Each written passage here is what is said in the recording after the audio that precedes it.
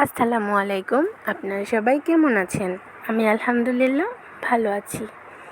তো এখন যে নৌকাটা দেখতে পাচ্ছেন, এই নৌকার জন্যই আমি অপেক্ষা করছিলাম।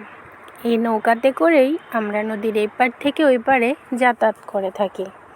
এই নৌকাটা সবসময় এই ঘাটে বাঁধা থাকে। একজন দাদু থাকে যিনি আমাদের এই পার থেকে ওই পারে যাইতে সহযোগিতা করে, আবার ওই পার থেকে এই পারে আসতে সহযোগিতা করে। তো আমি এখন নৌকাতে উঠে পড়লাম।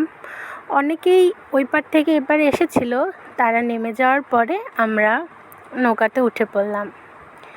আজকের আকাশটা অনেক সুন্দর ছিল, চারিদিকে রোদ, আর পানিও কিন্তু এখন অনেক বেশি না, অল্পই আছে। তো রোদের আলোগুলো পানির মধ্যে পড়েছে, চিকচিক করছে। কত সুন্দর লাগছে, চারিদিকে একদম নীরব, সুন্দর, শুধু পানি, আশেপাশের গাছপালা আর নৌকা, দাদু, আমি আর আরও কিছু লোকজন আছে। এটা আমাদের দাদু আমাদের এই পার থেকে ওই পারে যাওয়া আসা করতে সহযোগিতা করে থাকে। পানিগুলো কি স্বচ্ছ, তাই না?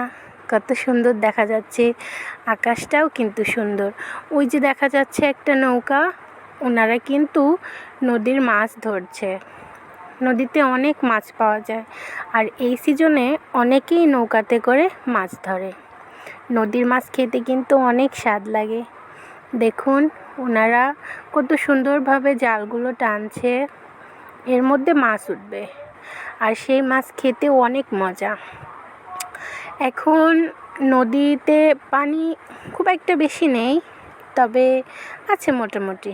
পরিবেশটা অনেক সুন্দর, পানিগুলো ঢেউয়ে ঢেউয়ে দেখেন কত সুন্দর করে যাচ্ছে, কত সুন্দর লাগছে দেখতে, তাই না? আসলে নদীর গতি চলে যাওয়া, বয়ে যাওয়া, সে কিন্তু কারোর জন্যই থেমে থাকে না, সে সবসময় চলতেই থাকে। এর মধ্যেই আমরা কিন্তু এপারে চলে এসেছি। ওই দেখুন, ওইটা আমাদের ঘাট পার। এখন আমরা এখান থেকে নেমে পড়ব। একে একে সবাই আস্তে আস্তে সারিবদ্ধভাবেই আমরা নামবো, কারণ ধাক্কাধাক্কি করলে আবার নদীতে পড়ে যাওয়ার সম্ভাবনা আছে। তো এখন দাদু নৌকাটা সুন্দরভাবে আটকে দিচ্ছে, আর আমরা এখন এই নৌকা থেকে নেমে পড়ছি। তারপরে আমরা যে যার গন্তব্যে চলে যাব।